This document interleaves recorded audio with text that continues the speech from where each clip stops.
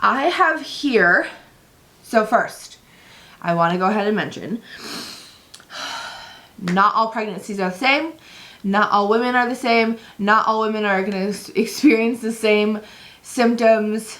And just because you experience some symptoms and not all of them, or maybe you experience all of them or none of them, doesn't mean anything is wrong. And if you are having questions or you're concerned, definitely talk to your medical professional who is over your care, whether it's a midwife or doctor, whoever it is. Talk to them if you have any concerns, because you don't want to be stressed out or have anxiety or anything like that. Like, having answers is better than just like wondering.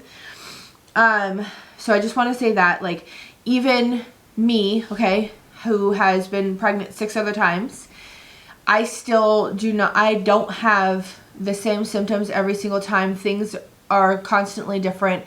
There are times where I'm like, oh, what is that? Or that's new. Or, oh, this is late to experience this. Or, oh, I'm experiencing this earlier. And so I just want that to be said, that there is like no one size fits all for everyone.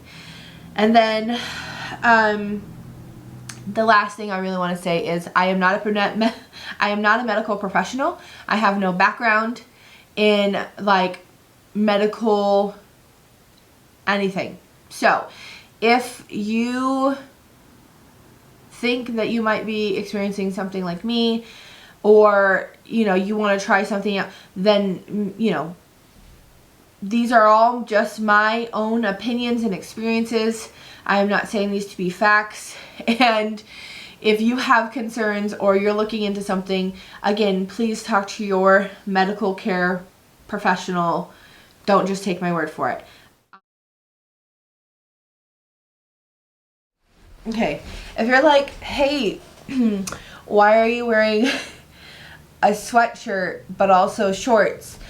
Because annoying pregnancy symptom, you can't regulate your body temperature. You're hot and you're cold, and you know, that's where I'm at, guys. Okay, so if you're new around here, my name is Cassidy. I am currently 26 weeks pregnant with baby number 7, and I have 6 other babies. My oldest just turned 15 a week ago, and I got all the way down to my youngest son, who is 16 months, almost 17 months.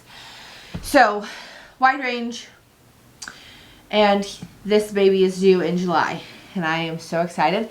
I literally just realized last night, as I was like thinking about this video and like, you know, what week I'm in and how many weeks to go and stuff, realizing I have 14 weeks left before this baby comes. And I mean, like, we have the staples and like the things that we like need for this baby, but also like 14 weeks is going to be here before I know it. And I just feel like, okay, maybe we should start prepping for that. So, working on that. Sorry, my scalp is itching. I'm going to leave my hair down. I hope that I don't look like a mess. But, okay. Sorry, guys. That's another symptom right there, is just like this spaciness / like foggy brain. They call it mom brain. And, you know, there's a lot of people that are like, oh, that's not true. It's true, and I've experienced it, and I'm pretty sure you don't get it all back, you know. So every kid that you have, you just lose a little bit more. Again, I don't know if that's facts, but I feel it in my being. Okay, in all seriousness now. I'm so sorry, guys, this video. By the way, I will say, I have recorded this video, I think 3 times now, and either forgot something that was like super important that I wanted to say, or it just didn't sound good, or is rambling too long, and we're getting into it again where we're doing that. And so like, I'm gonna focus now, okay? So trimester 2 is from week 14 all the way up to week 28. Again, I'm 26 weeks, so I'm not quite at the end of my 2nd trimester, but I'm close enough. And I feel like I've experienced the majority of these symptoms. And if I do experience anything in the next week and a half, 2 weeks, week and a half, I will go ahead and just mention it in the 3rd trimester video. you know, I just want that to be said. Like, I am not an expert. I just have a lot of experience. Okay? All right. Now, typical second trimester symptoms. I made a list of them, so I tried to include everything that I could possibly think of that I've experienced, other people have experienced, or just that are typical average symptoms. And that could be appetite increase, especially after first trimester, like morning sickness and stuff like that. You'll probably notice a good increase in appetite. Stronger baby movements, or just like you actually being able to feel the baby move.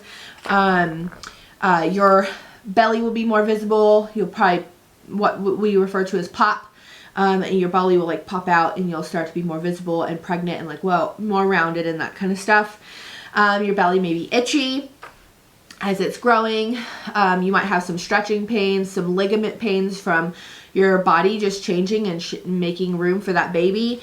That ligament pain, like I said, you might just feel some like tightness or pulling, especially in your pelvic region. Your breast may be growing. You might experience some Braxton Hicks, which are the warm-up contractions. It's not exactly a contraction. They shouldn't be painful. They might be slightly uncomfortable, but it's mostly just like a tightening of the muscles in your uterus around your stomach. That you'll just feel like some tightening, but it shouldn't be painful. And then your skin changes, usually like melasma, where you'll notice maybe like dark patches on your skin, the line, the dark, I always say it wrong. I'm sorry. I'm not going to say it because I feel like I'm going to say it wrong. But you have a line that goes from like your pelvic bone to your navel. And I know most of you guys are like, oh, duh, this. Go ahead and put it down in the comments the right way to say it. Thank you. That would be super helpful. But that line will start to get darker. Your areolas on your nipples will get darker. Of course, the darkness, I just want to say, like, you'll be darker because that target for baby to, you know, nurse, it's making it prominent so baby can see it easier. I just want to say, like, that's the purpose of it. I experienced the dark spots with baby number 5 and again this pregnancy, and I'm just trying to make sure, you know, one of the things you can do, well, we'll get into that later. Anyways, and then nasal congestion is another one that you may be experiencing. Like that stuffiness, clogged feeling, that's totally normal. Your sensitive gums may be bleeding when you're brushing, and that could be like a first month or a first trimester symptom too, but I feel like it's more predominant second trimester. You may be experiencing some dizziness, leg cramps, increase in discharge. Now, this is one of those things that I was mentioning that we're going to be talking about, and it might be uncomfortable, but having discharge when you're pregnant, like more than normal, is very common and, you know, to be expected. You do want to keep an eye on it, making sure that it's white or clear. You don't want it to be a different color because that can indicate a problem. But there is a good amount of it where you're like, what is going on, right? You know, but you have a lot more fluids increase, things like that. It's going to happen. Hormones. It's not, you know, it's not pretty, but it's what happens. And then you are more prone to urinary tract infections, and you may experience increased energy. Okay, so those are the typical ones. I mean, other than increased energy, and maybe like if you're small breasted, growing, you know, boobs growing, getting bigger, I mean, those sound pretty great, but the rest of them can be pretty annoying, right? Obviously it can't be that bad. I'm pregnant with baby number 7, so it's not the end of the world, and it's a very short season. It doesn't last forever. It's over relatively quickly, and you know, it's fun because you get different symptoms, first trimester, second trimester, third trimester. It just, you know, some of them kind of stay throughout, but for the most part, you get to experience new ones, so that's fun. And this is like this title, I wanted it to be said like annoying pregnancy symptoms. The way I titled this was for a reason, because I don't feel like any of the symptoms, even if your boobs getting bigger, it hurts and is not comfortable. Like, it can be obnoxious, right? And so I kind of worded it that way as like just to be funny. And And obviously, like, that's not my attitude. I'm not like, oh my gosh, you know. I don't feel that way. I feel like my body is making a baby. It's adjusting and doing what it needs to provide this baby nutrition and all of the things. And, you know, all of this is in preparation for baby coming out and, you know, nurturing and caring for him. And so I get it. It's not fun, but that's why I'm here with my experience to help you guys bring some comfort to what I can, or just at least peace of mind. Again, I'm not a doctor, don't have all the answers, but I have some experience and some practical things that you can do to help alleviate or at least bring some comfort while experiencing these. Now, I'm going to go ahead and tell you what I'm experiencing. I kept a journal this time because I know video number 1 of my first trimester was not the best. Sorry about that. It was not organized, and there was like symptoms and I'm like, ugh, what about this? Or like, why didn't you give some like help and advice on this one? So I learned from the first one, and here I am, you know, doing better. Okay. So fun new symptom for me. It's not really a symptom, but kind of, because it happened because of the pregnancy. Well, I have my theory. Okay. So my last pregnancy ended up in a C-section, or delivery. My son was delivered via C-section. I'll go into it. Like, I'll have to have like birth story video if you're interested in hearing about my birth stories. And I will say every single one of them, all 6, were very different experiences. And I might split it up like 1 through 3 and then 4 through 6, or 1 through 4 and then 5 and 6, because those ones were their own story, need to be told. Goodness. But anyways, baby was delivered via C-section, which, you know, does a lot of damage to your body, and you have to recover and heal. And there's a lot. Well, I got pregnant with baby number 7 when my son was, I think, 10 months old. So not a whole lot of time from C-section to pregnancy to heal and adjust and stuff like that. Plus, we moved about, I think it was like 8 or 10 weeks pregnant. I would have to look back when we started packing and moving and all of the things that to come to Idaho. And I think that helped cause this symptom. Now, what I'm talking about is a hernia. Even before the hernia happened, I could feel like if I put my 2 fingers like this, like on the top of my belly button, I could feel like where there was like a split in my abdomen. It wasn't comfortable, but it wasn't painful. But then at 15 weeks, my hernia kind of like popped a little bit. It was extremely uncomfortable, like the first 2 weeks that it had happened. I'm not exactly sure why it happened again. My speculation is because of C-section, lack of healing, and moving. But who knows, really.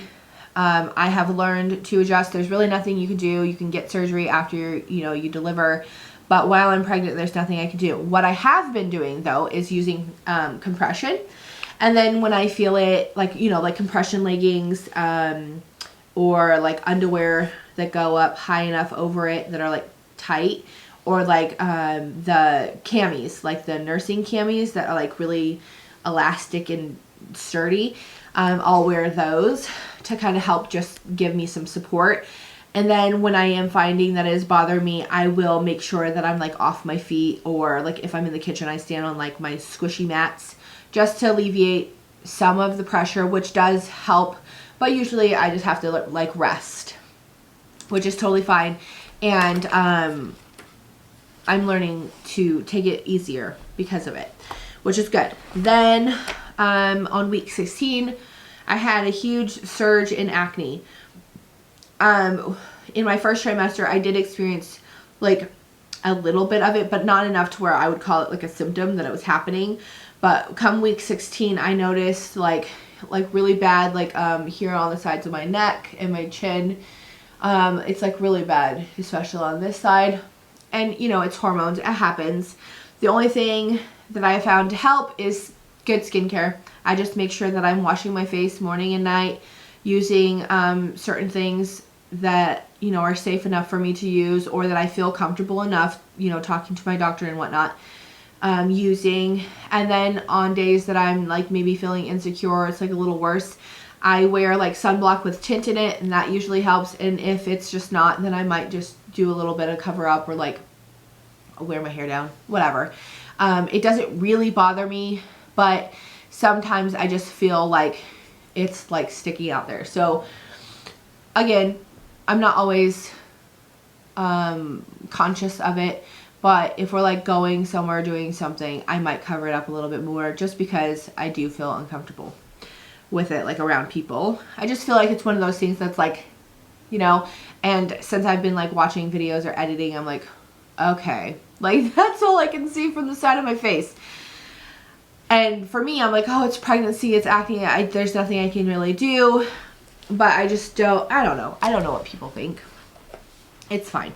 But that's, okay, that was week 16. Week 18, I popped, and like I could really see like my belly like prominently protruding. It's like very round. And that was the same time that I could really feel baby move.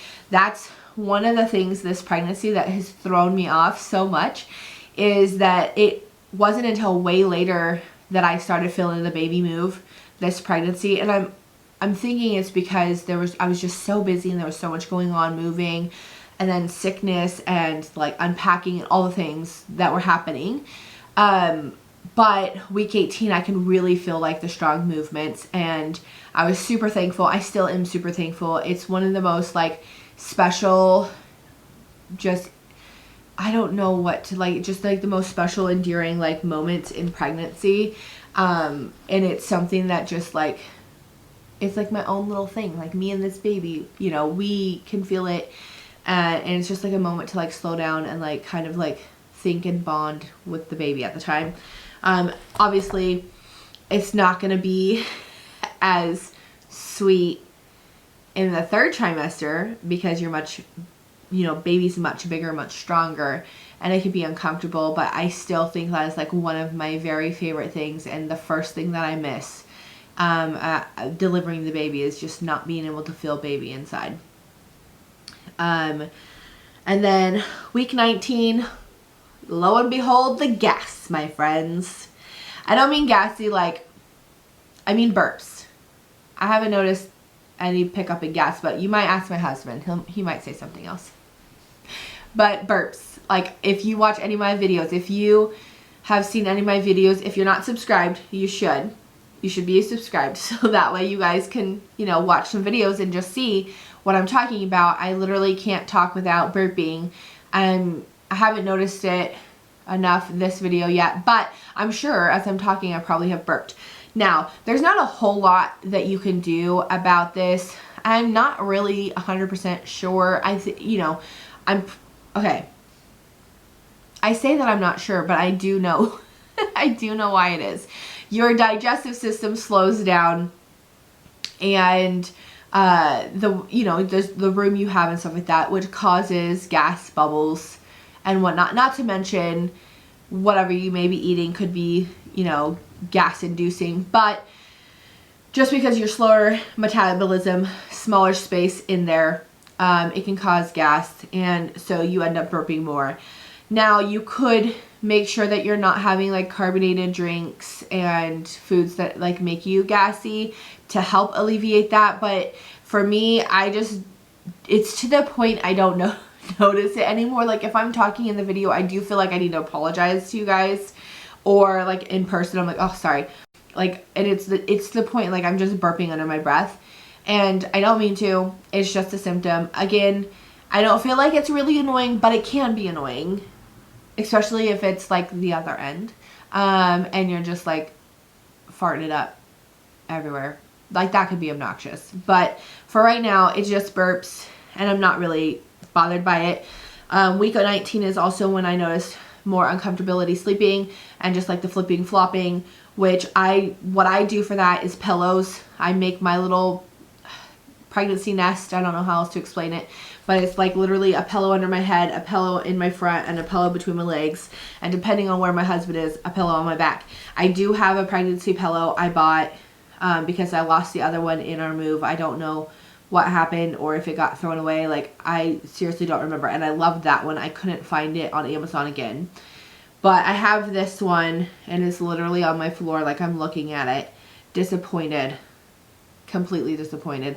And there might come a point, I'm sure, once I get bigger, that I'm gonna be like, I'll take it, but for right now, it's just not yet. It just doesn't, I don't like it. And so, and my husband, he'll like cuddle me, and then once he's ready to sleep, he turns, which is normally what I do, except for in pregnancy. I'm like, I just want to like be cuddled. And so I make a cocoon, like a nest all around me. And then that way, whether I flip or not, like the pillows are there. And that's like the most that I can do to make myself more comfortable, is just like prop myself and support belly and baby. And that helps a lot. But, you know, you're pregnant. It's going to happen. You can't stop everything. But that, I will say, at least helps. It doesn't take it all away, and you're still flip-flopping, but at least it's more comfortable than not. And then, okay, so this is where like my exhaustion kicked in, which I thought was so weird. I didn't experience in my first trimester, but like come midday, like 2-3 p.m., and I hit a wall, like hard. And I remember I was like, oh, I'm just like, there was a lot going on. My oldest daughter works during the day because we're homeschooled. She has the option to kind of like work mornings and then do school in the afternoon, evening, which is great when like, you know, because more high school, college kids work later in the day because they have classes during, you know, the beginning of the day. And so that's something that we like to do. Anyways, and then my husband works during the day, obviously, morning, you know, regular like 8 to 5 kind of situation. And so I don't have a lot of like hands to like be able to take a nap or anything like that during the day.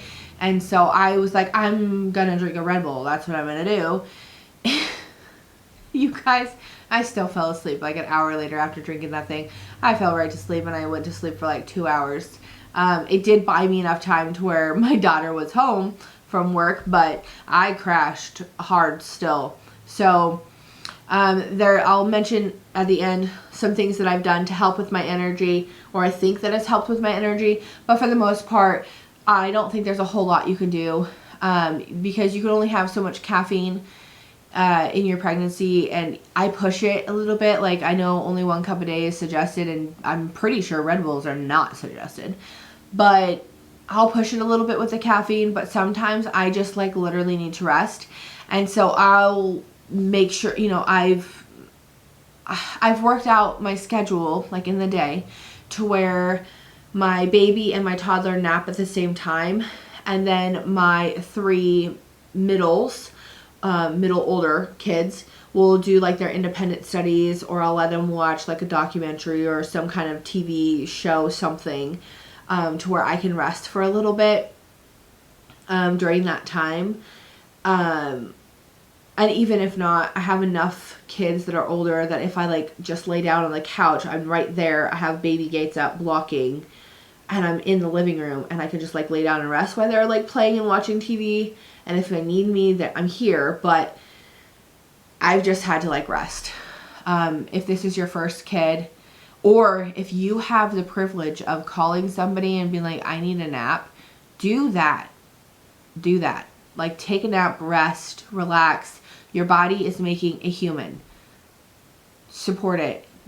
Sleep. If you can sleep, find, you know, make it safely happen. Like, that's the only suggestion I have for exhaustion.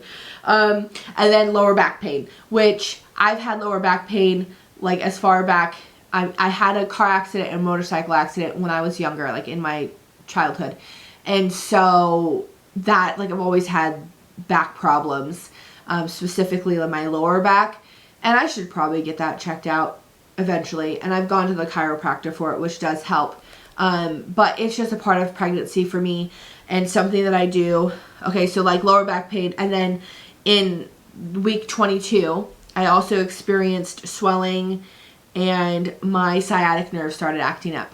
With those 3 things, stretching really helps, going for walks really help, making sure that you're getting enough, like staying hydrated, getting enough fluids, and Epsom salt baths. Like, I was taking from like week 21 to like week 23, I want to say, maybe 24. I was taking an Epsom salt bath like every night, every other night, to help alleviate it. That when it, at that 22 weeks, I have like lots of Epsom salt baths. I was staying in there for like 35, 45 minutes. Like the water was getting cold because I was staying there, and that was like the only way that I could like get some comfort. Now, with that being said, yes, I can take acetaminophen or Tylenol, right? But my preference is not to if I don't have to. Like, it's the last case scenario. If I can find relief by taking a bath, then I'd rather do that. Now, during the day or at night, I may take acetaminophen because that's what's safe during pregnancy. But there's other things that I like try to do, like muscle rubs, rub cream, and things like that. I like to go more natural route. I really don't want to have to take the pain meds if I don't have to. But again, like I said, if it's bad enough, I definitely will. I just feel like there's other things that you can do. So that's what I try to do. At week 21, I do want to mention that I did start taking some new supplements, and this is what I was talking about as far as I think helped with the energy levels. And so carpal tunnel is one of the symptoms from my first trimester that is still present, but not as bad. And the out of breathness is something from first trimester that is still happened, but not as bad. So I was watching Tabitha at this mama's house, and one of the things that she had talked about she takes is beef organs, and it sounds so gross, and I was like, ew. But it doesn't have any flavor, there's no aftertaste, and I don't like burp up. You know, like when you take like omegas and sometimes like it'll taste like that fish oil. It's not like that. And so it's totally doable, and it's probably the only way I'm going to intake, you know, beef organs or animal organs or any of those things. So I started taking that, and I've noticed that my being out of breath isn't as bad.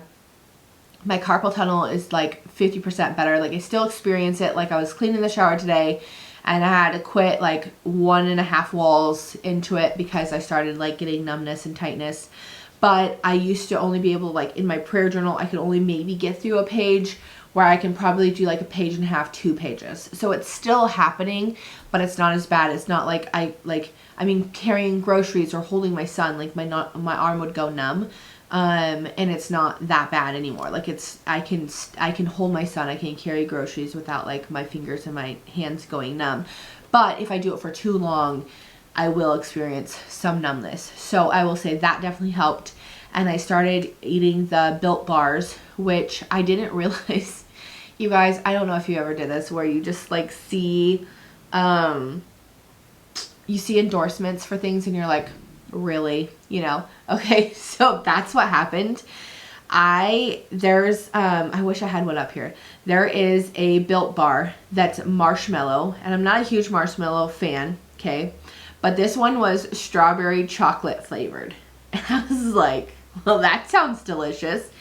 I mean, it's not going to hurt if I just try it. I'm just going to try it and see if I like it.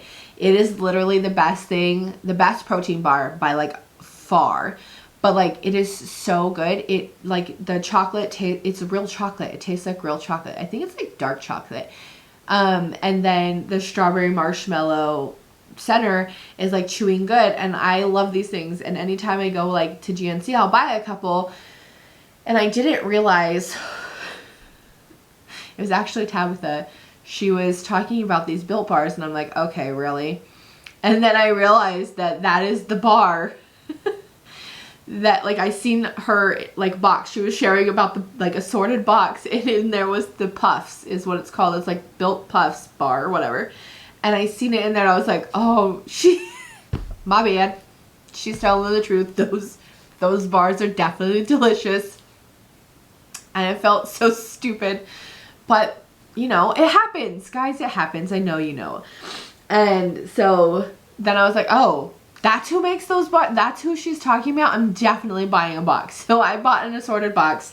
They didn't have the strawberry chocolate ones in there, but I just went to this, but they do have like some amazing flavors that I love, and I found like some, like their cherry one's really good, raspberry is really good. They're chewy. They're not like that cardboard chalky flavor, just like gross. They're not like gross protein bars. They are actually good. What she's talking about is true. And I feel bad. Tabitha, I'm sorry for thinking that. You don't know that I thought that, and you probably may never even see this or hear about this, but I just want you to know. My bad. They are delicious, and I've been eating them for breakfast because one of the things that is carried through, like, it says that you should get an increase in appetite, and I probably have to some degree, specifically when it comes to like a couple foods I'm going to mention in a second, because it's like here with like exclamation point. But I haven't had, my loss of appetite is still there. I still have like crazy food aversions. I don't have like a desire to eat. And so the protein bars are one of those things that I've been doing to make sure that I'm getting like some healthy nutrients inside my body for this baby. And, so that's like been my breakfast. Like my morning time consists of like a protein bar, my coffee, and Bible time. And so that's, you know, I've noticed some symptoms alleviating or at least lightening up by adding those things in. And so I just wanted to go ahead and mention that.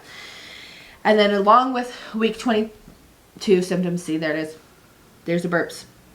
Okay, so not only like the lower back pain and the swelling and a sciatic nerve pain that I experienced, I also had nipple sensitivity, specifically the left side.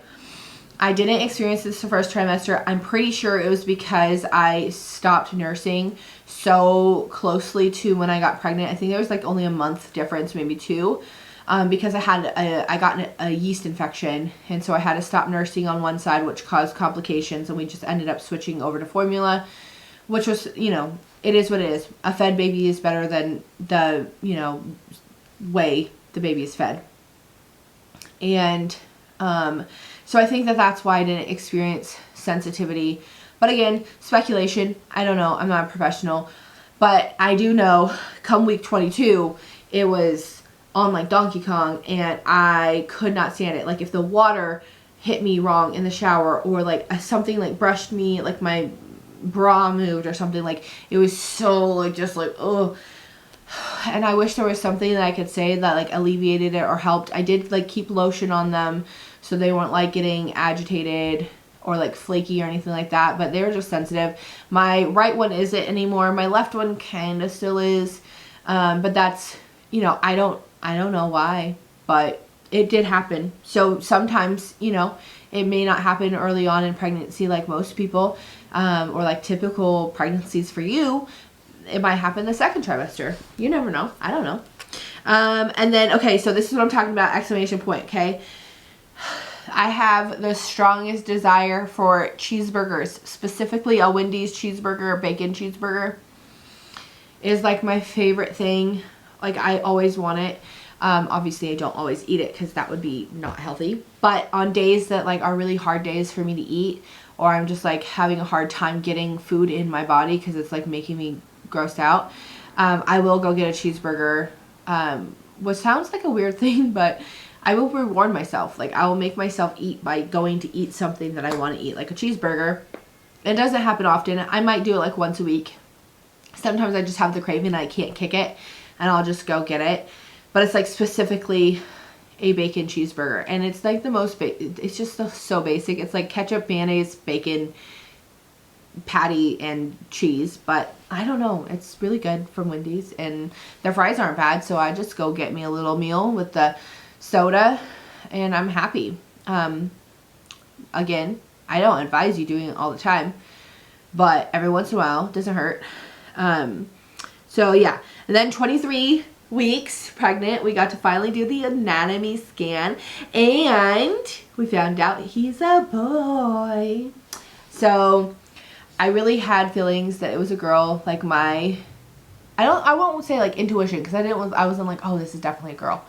It was just like, I think this is a girl, because there were symptoms that I had with my girls. But found out it's a boy. He is doing good. He is healthy. He's actually bigger, like measuring bigger than what like average babies his size. So the lack of my appetite or desire to eat is not affecting him. Like I'm getting enough nutrients and goodness in my body that he is growing, and that is good. And that, you know, I wasn't like worried or anxious about it, but it was a concern that I was like thinking about in the back of my head. So seeing that he was growing well and there was like no complications, everything was going good.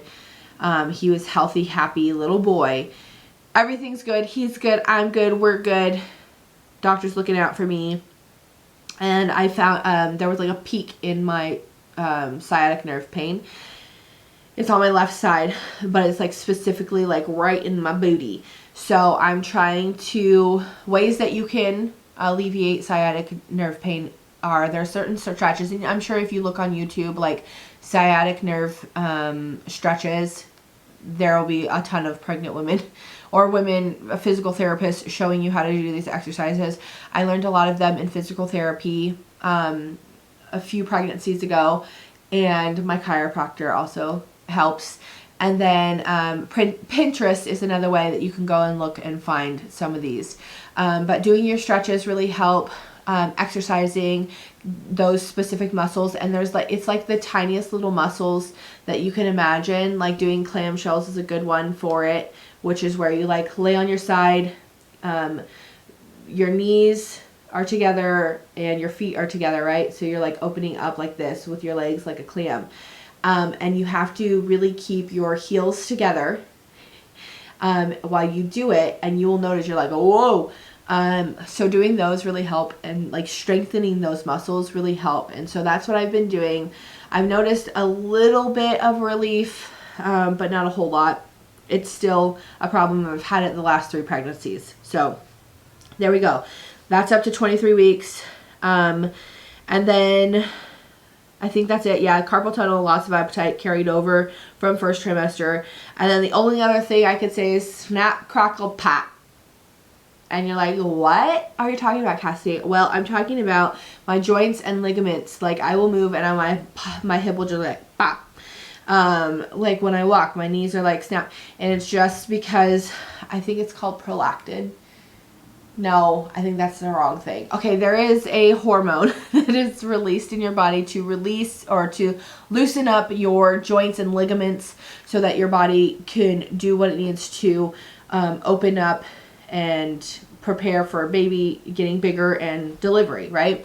And so you'll just be moving, and then like your hip pops, or like you know, you notice your elbows pop or something like that, ankles, that kind of thing.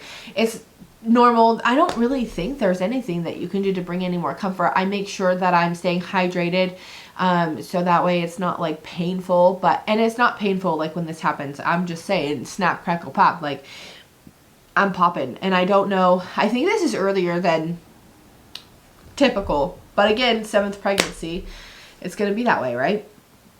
Okay, so I feel like this video is long enough.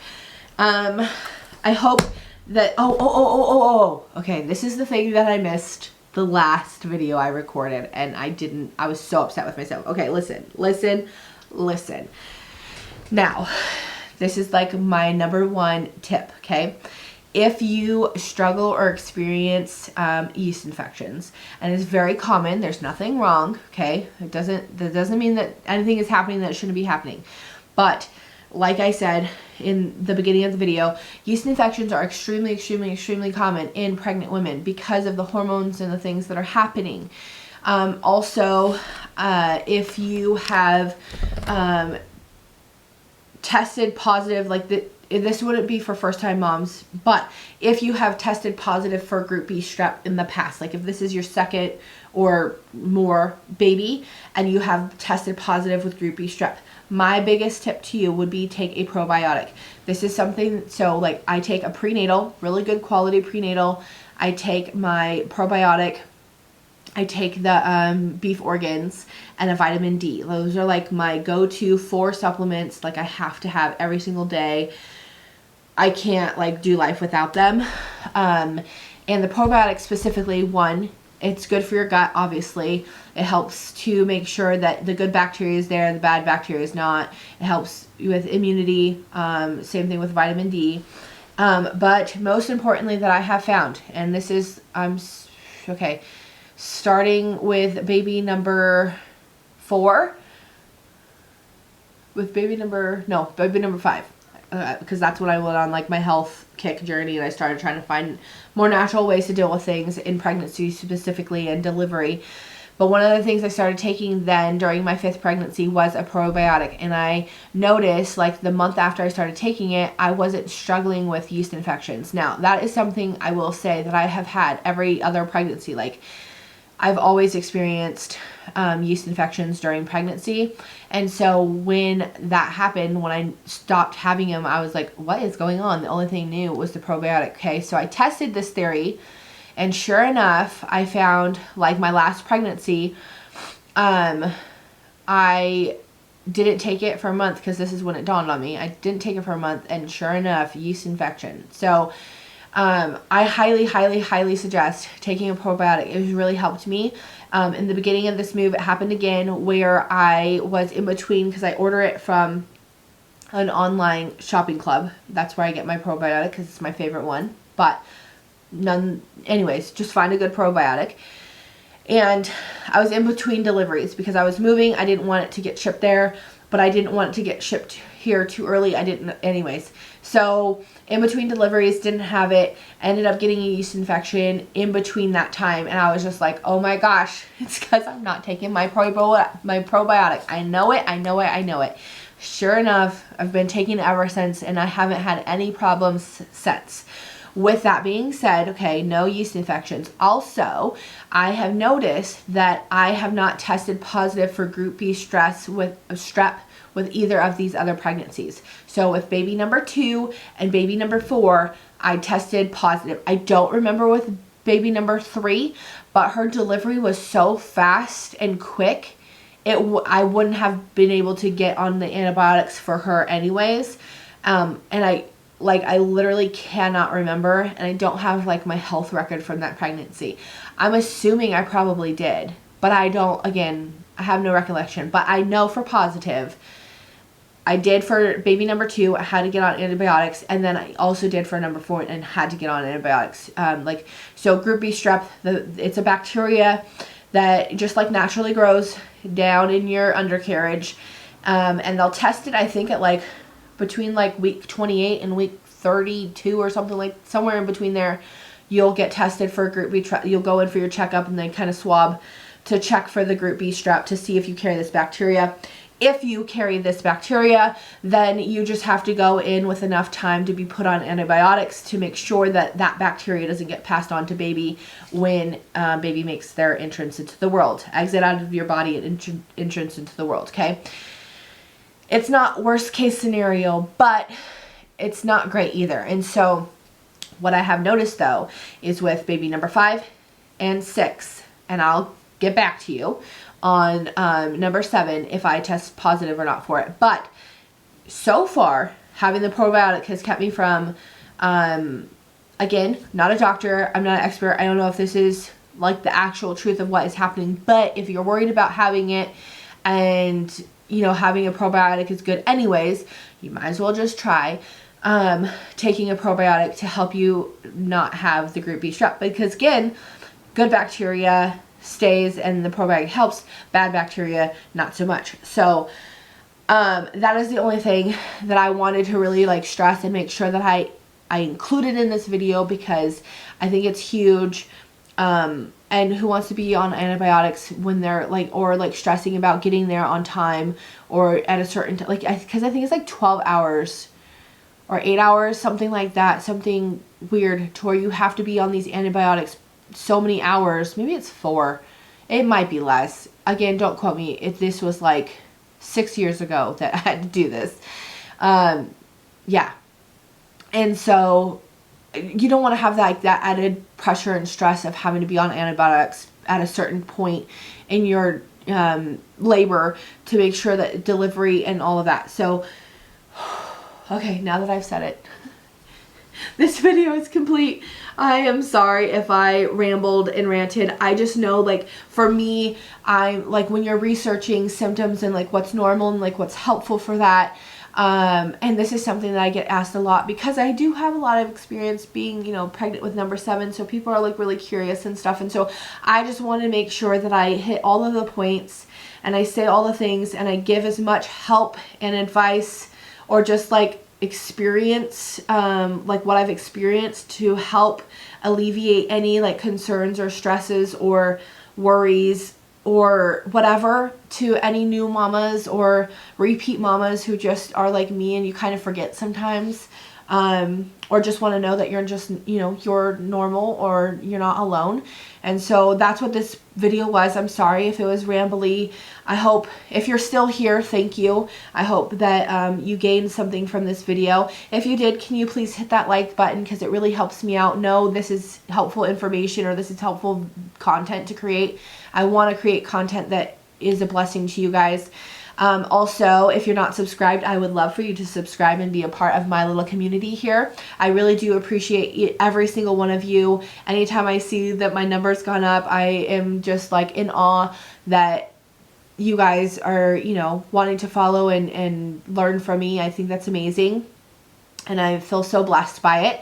And so if you're not subscribed, please do so. I want you to get all of the encouragement and just being equipped with whatever I can help you with, as well as making sure that the information is getting out there to other mamas. And if YouTube sees that you like it and you're subscribing, well, they push it out to other people. So that would really help me out.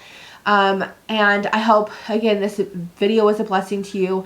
I hope that you have a blessed pregnancy and all of the best to you. I'm praying for you all and your comfort. And as always, guys, I hope that you have a blessed day. Happy homemaking, happy pregnancy, and we'll see you in the next one. Bye.